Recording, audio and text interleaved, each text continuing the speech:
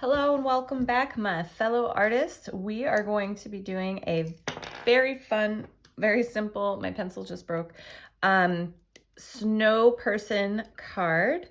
We are going to be doing, I have my Canson XL paper here. I've cut it down to card size. I don't have a sample of this to start our video, but I will have a finished piece at the end. I actually made a card like this, but I gave it to my mother, so she has it. So I have no sample to show you. So we're gonna go from beginning to end in real time, and you'll see how I create this piece. Now we are going to have some drawing elements to this. So I'm gonna walk you through step by step on how to draw it out and then paint it.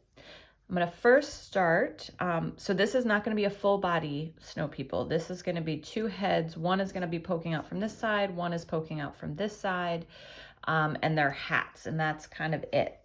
So I usually use some type of round object to trace my circles for my snow people. You could do it freehand if you are a brave soul. So I just have this water bottle here.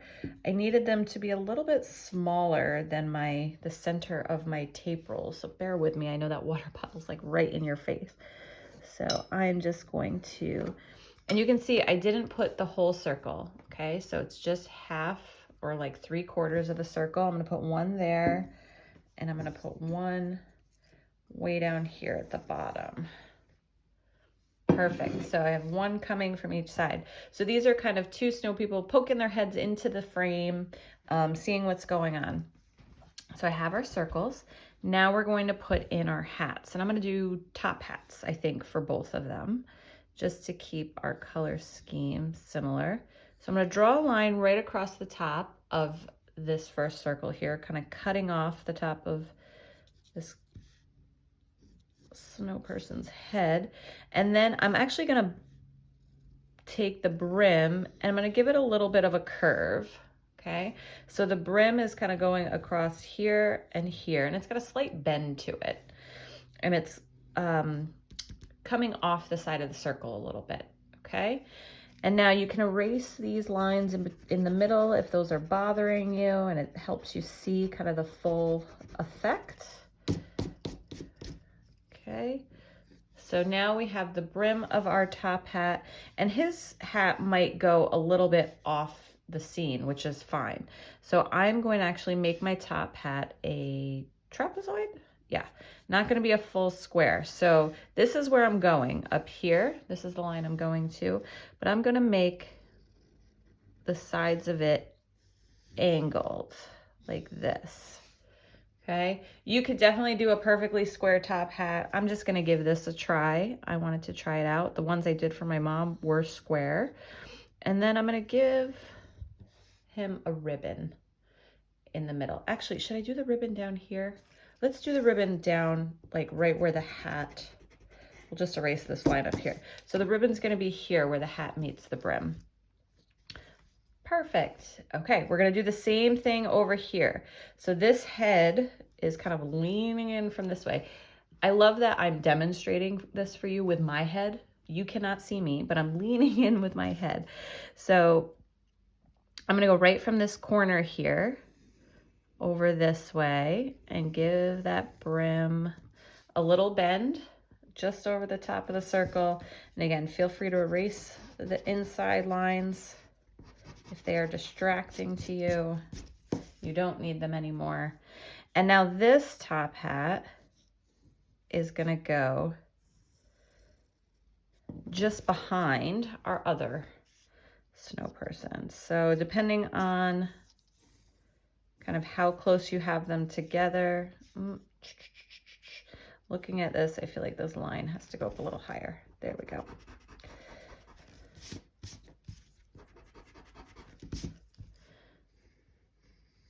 There we go. So they're not touching. There's a little tiny space between them, but the corner of this one is behind this other snow person, okay? And now we'll give him a ribbon as well, right at the bottom. So we're gonna add that as an element to these hats. You could change it up. You could put a little holly leaf over here. You could put your ribbon somewhere in the center. You can leave it out altogether and just make them black. So that's pretty much all the drawing we have to do. if you want, you can draw in the face. I tend to just paint them in, but let me draw it in for you. So we're just gonna have 2 eyes, which can be painted in later. I try to keep them kind of wide and far apart, gives it more of an innocent, you know, kind of big baby eyes look versus like really close together if you put them in here.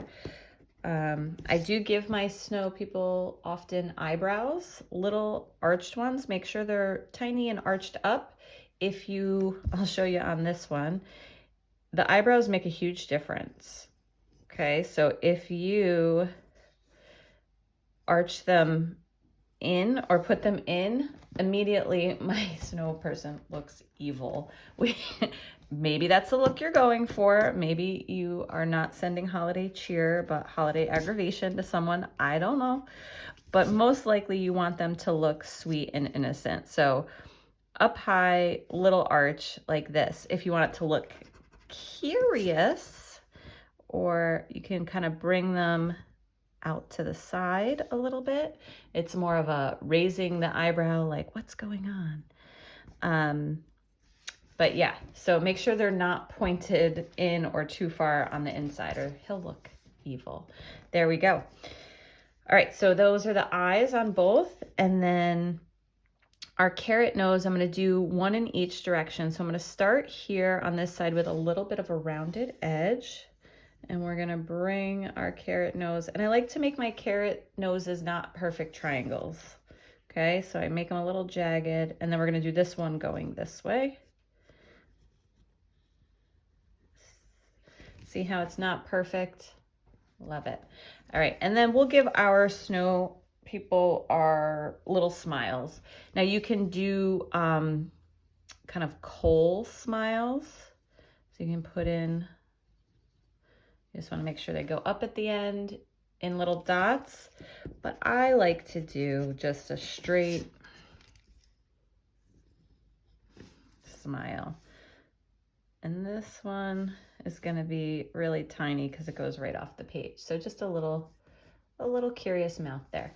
So those are our snow people, our drawing, and now we are going to get to the painting. I do highly recommend, if you have a kneaded eraser, great. I have a bunch right here. This is what a kneaded eraser looks like. You can get them in any art store for a couple bucks, like $2 for a single. They often come in packs, but it's this like gray glob of eraser. You can use the eraser on the back of your pencil, but this kind of eraser, you're actually scrubbing the surface of your page and you can damage it if you're not careful. This kind of eraser just lifts the graphite right off the page without rubbing the surface. So I'm just rolling it across and you can see how much lighter this is than this. So I highly recommend getting one of these if you have the opportunity. So I'm lightening up my drawing quite a bit because our snow people are white. I'm not as worried about the details on the face or the hats, but this circle, I do want to be really light because I want that to not be drawn in, but painted in. I want you to see how the painting of a white object makes the shape and form. Okay, so we're all set with that. We're gonna move on to the painting. So to create a white object, we're gonna leave it mostly white, but we do have to paint in a shadow that shows the edge of an object. And most objects, especially if they're round, like a snow person's head, you know, is a round globe, it's going to have at the edges some shadowing. And because our snow people here are like kind of leaning in and pointing down, the underside of them, so this underside is going to be in shadow because we're going to assume they're outside and there's some sunshine above them. So I'm going to be using a very light purple color. So maybe you have a purple in your palette and you can water it way down. Maybe you don't have a purple in your palette and you need to make it. So let's make some. I'm going to take either a quinacridone magenta or an alizarin crimson, and I'm going to add that, and then I'm going to take an ultramarine blue and add that to make a purple. I like my purple to be on the bluer side, So you can see this was pretty magenta or red when I started out, and I'm adding more blue to make it a really blue purple. Okay, kind of a violet blueberry color. Because it's cold, it's snow, this is going to be a shadow on snow. And in winter, our shadows are very cool. They don't have kind of a warm tint. Everything is gray and brown. You could also do a very neutral gray. Actually, let's do that. So I'm going to show you how to get there. So I have this really bluish, whoop, messed up the camera. So sorry about that. This really bluish purple color, okay? And I want to go more neutral gray. So the opposite of purple is yellow on the color wheel. So I have some yellow over here. This is, I believe, a cadmium yellow or lemon yellow would work probably. So I'm going to start to add yellow to this. And you're going to see that it's going to start to go gray. And you can see when I added even my messy brush into this yellow, it starts to bring the yellow to gray. But because they're opposite on the color wheel, the purple and yellow, they start to cancel each other out and neutralize each other. I like to think of it like that, like they start to neutralize each other because it starts to take the color and the pigment out of it and desaturate. So now we're at a pretty neutral gray. This is going to be really lovely. Let me get you a little, a swatch of this so you can see it on the paper. It's hard to see sometimes in a palette. Here, we'll use the back of this. So you can see here, this is a very nice gray color. Oh my gosh, and I keep hitting my camera. Apologies to everyone. And then the more water I add, the lighter it goes. And we can get to this really light, beautiful, delicate color. Okay, versus, let's see, over on this side, I still had some of this purple in here versus this gray, which is pretty purpley and nice and cold. This I could use, but I'm going to use this today because that was fun making gray with you. Okay. So we're going to take some of this gray and a nice wet brush. So we have a nice loose color. And I'm just going to go along the edge. And this looks really dramatic right now. Okay. We're just going along the edge of our snow person under the hat here. I'm not going to worry about painting over the details of the face because those are going to be much darker than this. So I've rinsed off my brush completely. I've dabbed it on my paper towel. I have just a little piece of paper towel. So I have a very damp, it's not wet. There's no dripping water coming off of it. I'm not introducing any more water, but I am just going to be pulling this gray across my snow person, okay? And then I've rinsed my brush again. Oh gosh, I'm gonna have to move that camera. I've rinsed, or maybe just move my water. I've rinsed my brush off again completely. And I'm just going to the edge of this very light gray and pulling that out. So it's really going to be very white or light colored at the end. And now I'm just gonna wash back just so I get a nice even drying time on this paper. So now you can see darkest to lightest. This is a very even wash. You can still see the details that I drew in there of the face. That is perfectly fine because again, we're going to go over those later. And we want to be able to see where we drew them in if you did put them in ahead of time. All right, so we're going to do this again. We're going to mix up our nice neutral gray. And I'm going to go to the bottom because this is where the shadow is. And under the hat is going to cast a little bit of a shadow. And you can see I'm following the shape. I'm not doing a straight line across. It is a round shape. And if you need to turn your paper so you can pull rather than push paint, that is perfectly acceptable. Rinse my brush off, dab it off. And I'm going in these arcing motions. I'm following the shape of the circle. Rinse it off. And I basically just have water go back this way. So we have this really subtle transition, but these still translate as white, not gray objects necessarily. And you can go back in, and sometimes I add in just a little bit more towards the very edge, just to give it like a little pop right at the edge there.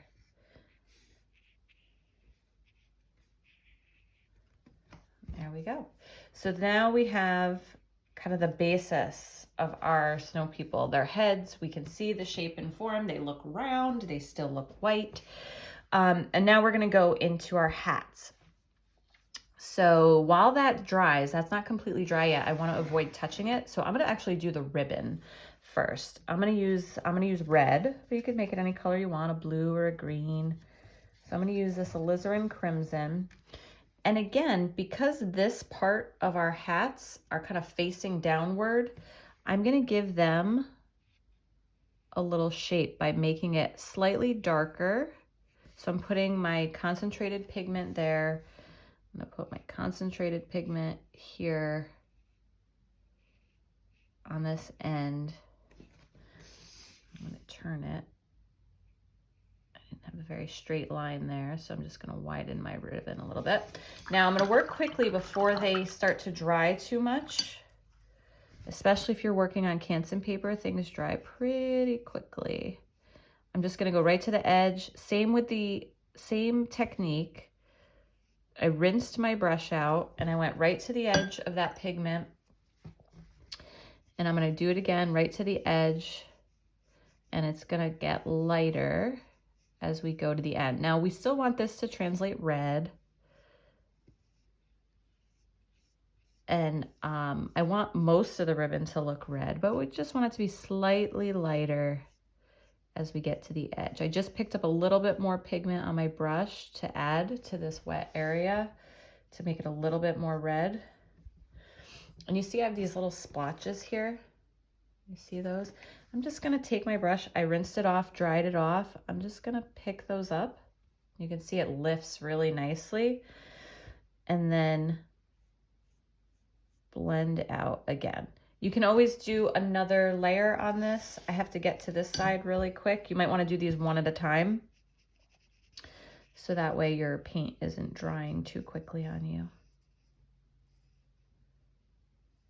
Now, if you do this on 100% cotton, these blends are even easier to do, I find.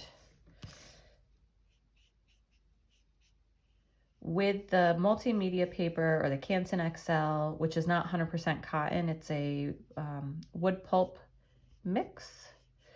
I just find that the paint lifts almost too easily. So as you go back into things and you're just trying to blend it, it's actually, you can see here, it's like lifting it off and making it too white. And that's not what you want all the time. You're just trying to blend it. So 100% cotton paper makes that even easier. So now I have a very even wash. I'm just gonna go back in and I am gonna lift a little bit. There we go. And this one is too stark. I'm gonna put another layer on it. It's dry now. So that contrast was just too much for me. So I'm gonna put another layer, rinse off my brush, and blend that out. My edges are a little sloppy on this, but I'm not too worried about it because I'm going back in with black on the rest of the hat. So I know I can cover it up with black. It's most often in watercolor, you do not want to rely on, oh, I can cover it up in the next layer, because you never can really, unless it's black on a lighter color. Because watercolor is transparent and you can see through it, no matter what color it is, really. All right. Okay, so I want to let that red dry. It's almost dry. It's just gonna take a few more seconds. We're gonna do the hat in the same fashion with black. And I'm just going to, oh, this one is more dry down here. I'm just gonna be really careful around the edges of that.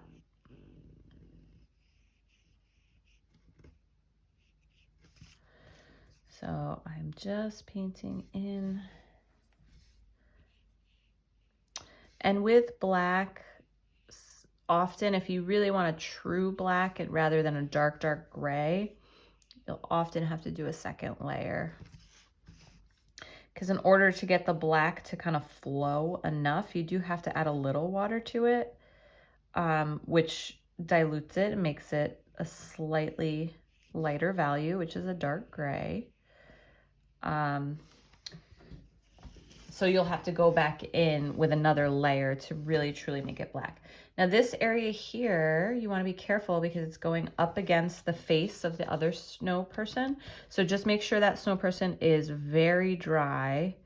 And then you might want to just start on that edge to make sure you have a lot of control and you're not necessarily painting towards it, but starting there and then painting away from it. For the top of the top hat, pick up a little more black, go right along the edge of that ribbon.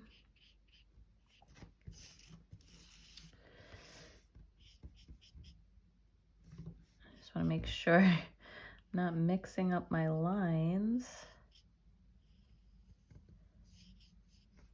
No, I actually have to concentrate on this.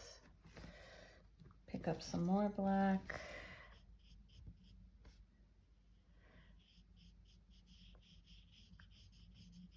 And it is tough sometimes to, especially on this Canson paper, if you're using this type of paper, don't get frustrated. You do just have to build in more layers sometimes. So you can see I put my first layer on, and it's sometimes tough when you're doing these tiny little details to kind of work out your brush strokes so you don't have weird little shapes or drying areas. So I try to get in the details, do a layer, let it dry, and I know I'm gonna have some texture here from my brush strokes, but I know when I do another layer, I go in with another layer, it will even itself out. So it's okay if it looks like a hot mess on the first layer. Keep going, do the second layer. All right, so there's one hat. Now we're gonna go in, and you see how I kind of went over that red, cheating a little bit because I was sloppy on that red layer. But I know, again, I know the black is gonna cover it up. And now we have this top hat meeting the other one, and they're both black. So when I go back on my second layer, I'm gonna give a little bit of attention to the hat behind right here. I'm gonna make sure it's a little darker, a little bit of a shadow, so that it creates some separation. And then I can also make sure the front one is a little bit lighter, a little more on the gray side, just so you can see the difference between the two. They're not blending completely into each other. All right, now time to do the top. This one.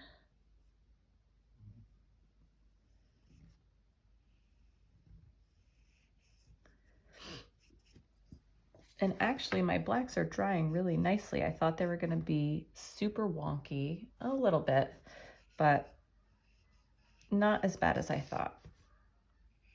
Oh, I wonder if you guys can hear those Canadian geese outside on the camera.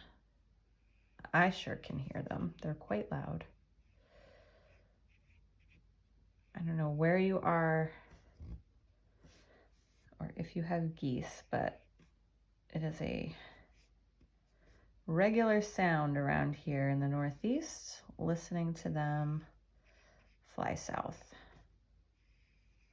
Now you're gonna notice something. Look, I have gone a little outside of this ribbon. It's kind of giving my top hat a weird shape right there. What I'm going to do, because I don't like that, it looks like the ribbon is actually like squeezing the hat too much. After this dries, I'm gonna go through and I'm just gonna add a little bit more red on that edge to extend the ribbon a little bit. I'm gonna just try to ignore it because what I wanna do is I wanna like put a line of black there, but that is not gonna help in any way, shape, or form. and I'm going right to the edge on this, right off the page. So I'm gonna leave it, let it dry, and we're gonna go to the face. Face is super simple, mostly in black with a little bit of orange for our carrot nose. But we're gonna pick up some of that black. We're gonna do our little coal eyes, which are just little round circles. You can leave a little highlight. Do you see I left a little crescent there in the top? I find that it gives them a little life, a little personality. I have filled them all the way in completely before too, and they look just fine. But I left a little tiny bit of white space. You could also, if you have bleed proof white or gouache, you can go back when it's all dry and just dab a little highlight in there. All right, so let's put in our mouth. Give him a little cheeky grin. This guy, you won't even see the edge. It's just gonna be a tiny little, just there, just like that. Oh, I gotta do his eyes too. We'll do his eyes. And our blacks are drying nicely. I'm just using the tip of my brush. If you want to go to a smaller size brush for some of these details, if you feel like you have a little bit more control, go for it. But if you have a really good quality brush, generally, there are some cheaper brushes out there that keep a tip really nicely. I like the Nick Pro ones, which are super cheap. And they have some other issues, but ultimately they have a really nice snap to them. They're really sturdy. I have some right here, these brushes, and they keep a really nice firm tip when you're painting.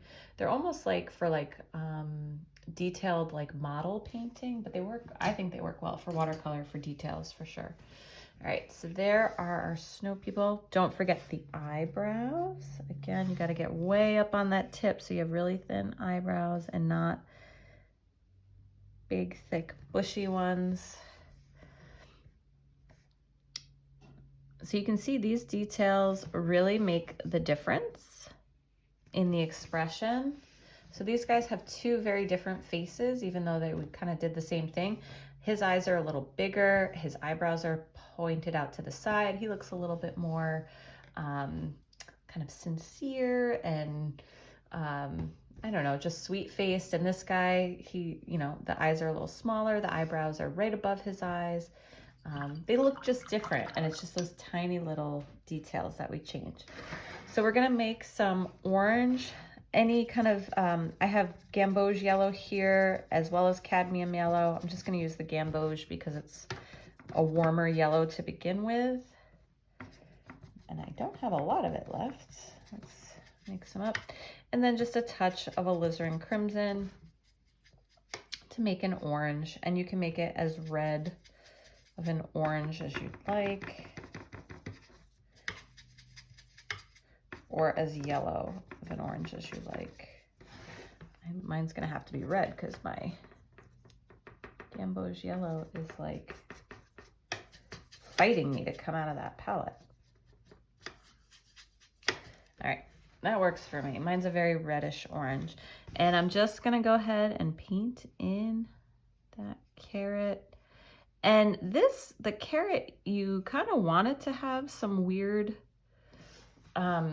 splotchy areas because a carrot is not a flat object. It's round, it's got little gnarled sections to it. It's got these little, you know, ridges within it. So I kind of just paint my carrot in, give it a funky shape, not a perfect triangle, and then kind of dab in a few extra spots of darker color, just so it has a little personality, has a little texture. All right, so in a nutshell, there are our snow people kind of poking their heads in. You could, if you wanted to go crazy, you know, put a little bit of a body here, like giving a little indication, it would be really small, that there's a body kind of in here. I like just the heads kind of poking in, kind of being curious, seeing what's going on. Definitely could add another layer onto these hats. I won't make you sit through all of that, but just know that you can add layers to things to smooth them out and to make them kind of work better for you. Just make sure you let the prior layer dry completely first before you continue to mess with it. Messing with it while things are not dry is just going to result in some funky shapes and weird kind of drying cauliflowers and things like that. So you see I just widened the brim of this hat, or the ribbon, sorry, the ribbon on this hat by going right here to the side, but everything around it was bone dry. There was not. And then when you add your second layer, being gentle, you know, not going in and scrubbing unless you're trying to lift color off, especially if you're using a mixed media or the Canson XL paper, being gentle, because if you really scrub to reactivate that first layer, it will start to lift off with your scrubbing. So I'm being very gentle as I paint.